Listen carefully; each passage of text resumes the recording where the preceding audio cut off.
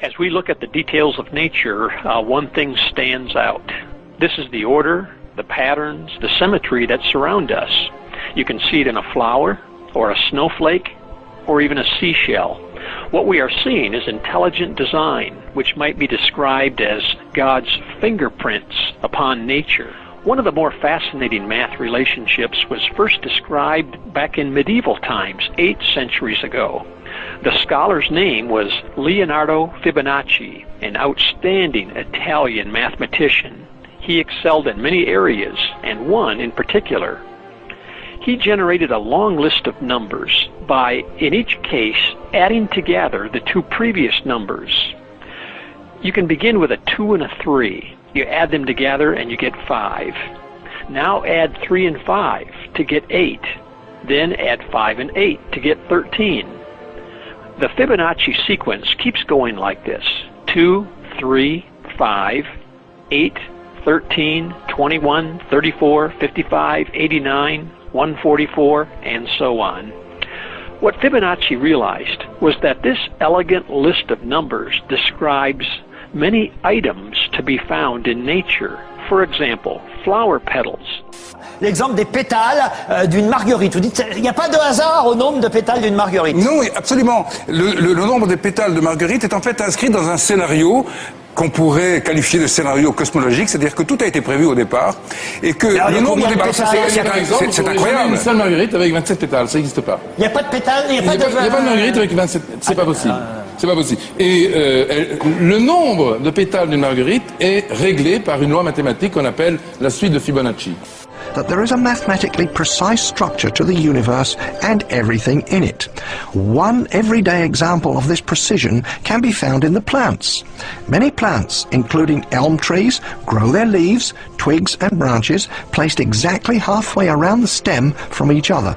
Next in the series are plants like the beech tree, with leaves placed 1/3 of the way round the stem from the previous leaves.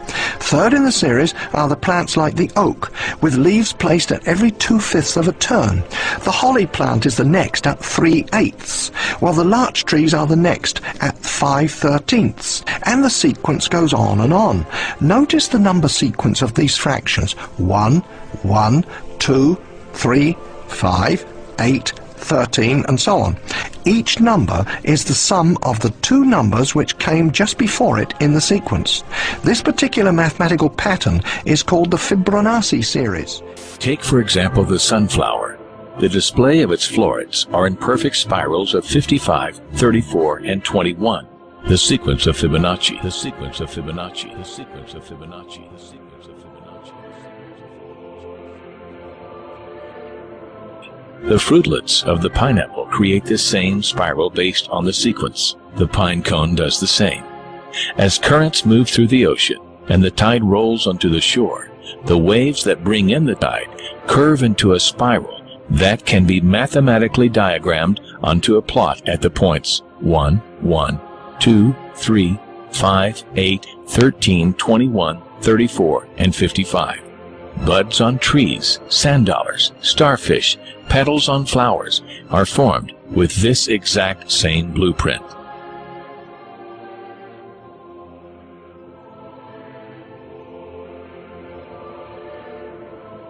This blueprint can be seen around us on a small scale every day, but the greatest example of all is directly above our heads. At an average of 100,000 light years across, even the spiral of the galaxies above us are formed with the exact design. This sequence, or blueprint, appears to be the trademark of a designer, a proof of a creator. Also known as the golden mean, the divine proportion is a mathematical formulation exhibited in everything from the double helix of DNA. The DNA molecule, the code for life, is made up of two intertwining spirals. We find the 0.618 ratio between the helix's width and cycle length. To the form of the human body itself. Do something like measure the distance from the floor to your navel, and then from your navel to your head. If you're well proportioned, the ratio should be 1 to 1.618, and that ratio is seen all over the beautiful body.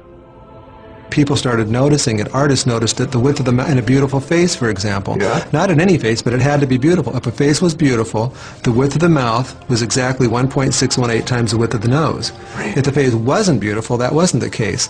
Dentists, in their dental work, noticed that the upper front tooth was 1.618 times as wide as the next tooth over, the lateral incisor. Oh. So the central incisor was 1.618 times the width of the lateral incisor, the next tooth over. Wonderful. Give me some more examples. Your fingers, your fingers are each called phalanges, and each bone of the finger is called a phalanx.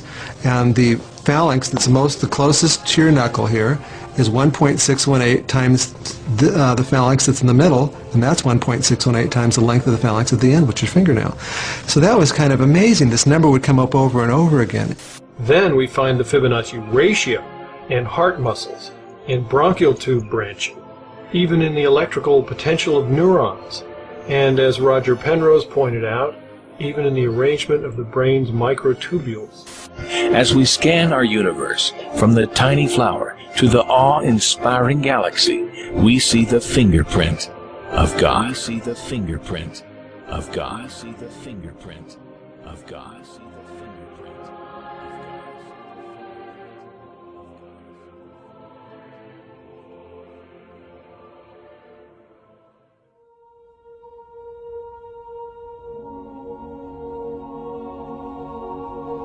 We're going to show in this broadcast today that there is no doubt at all anymore that the science of intelligent design absolutely crushes any competition, absolutely crushes any other theory about the nature of the universe that we live in.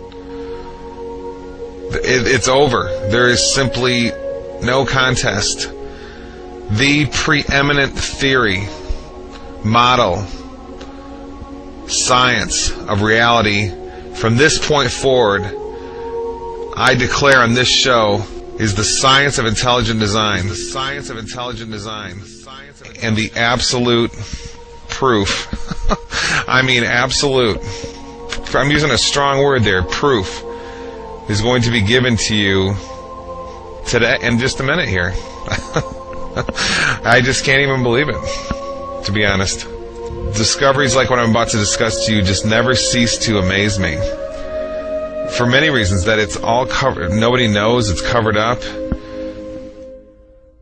And, well, since I was taught growing up that the world was basically a random universe, to find out such hardcore, distinct verification that that's a lie just never ceases to amaze me. So here's the information.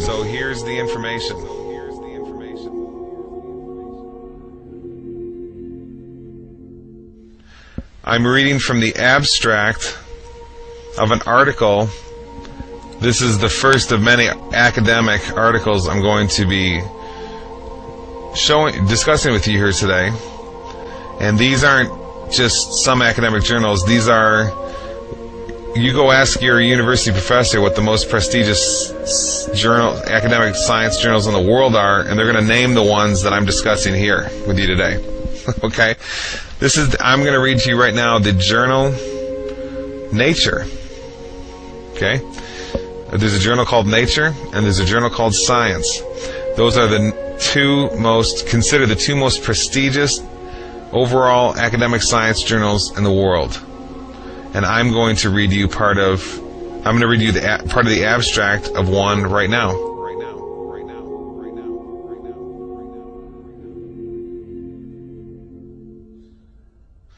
Let me just read. Okay, this is the journal Nature, number 454, pages 362 to 363. March 18, 2010, but put online March 17, 2010. This is by a fellow named Ian Affleck, who teaches apparently in the Department of Physics and Astronomy at the University of British Columbia. Listen to the title of this article. Solid State Physics. Golden Ratio Seen in Magnet. Okay? Okay, so let's go through this Science Daily article.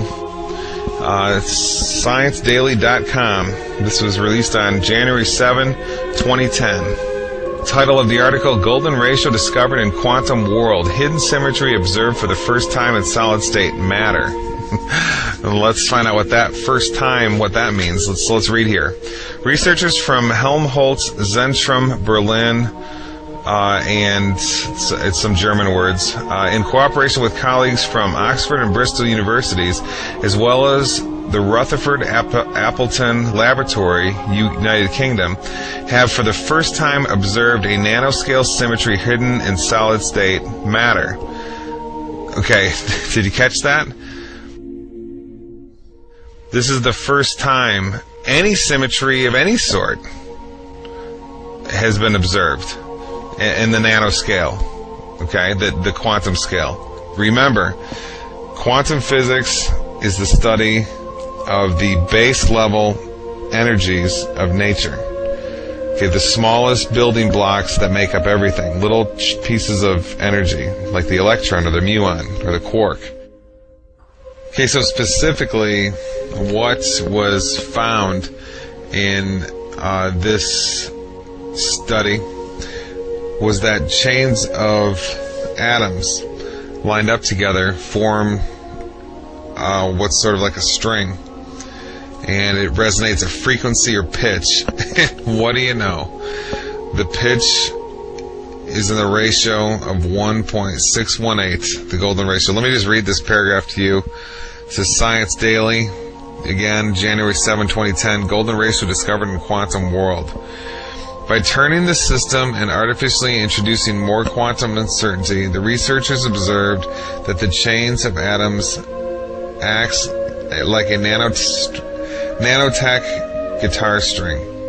Dr. Radu Koldia from Oxford University, who is the principal author of the paper and drove the international project from its inception a decade ago until the present, explains, here the tension comes from the interaction between spins, causing them to magnetically resonate.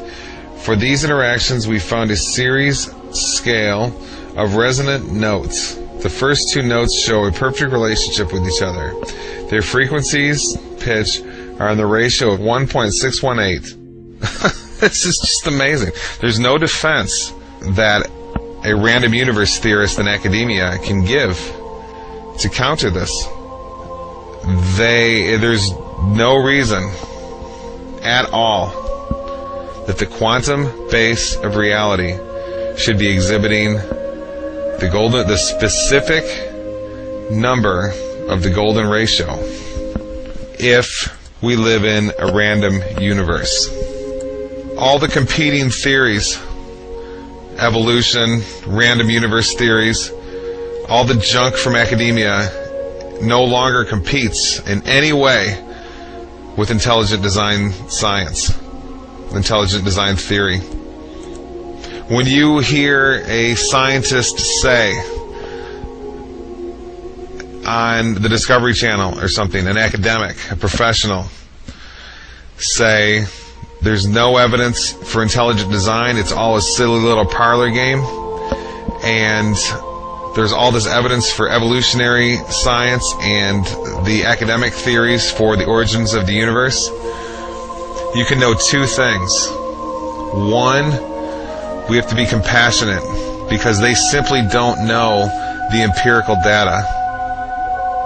Okay? They have no idea. Academics typically only talk on their closed little worlds and only accept information from their closed little worlds. And the second thing we can know, and make no mistake about it, is they are absolutely propagandizing the world with all of their theses about the nature of the universe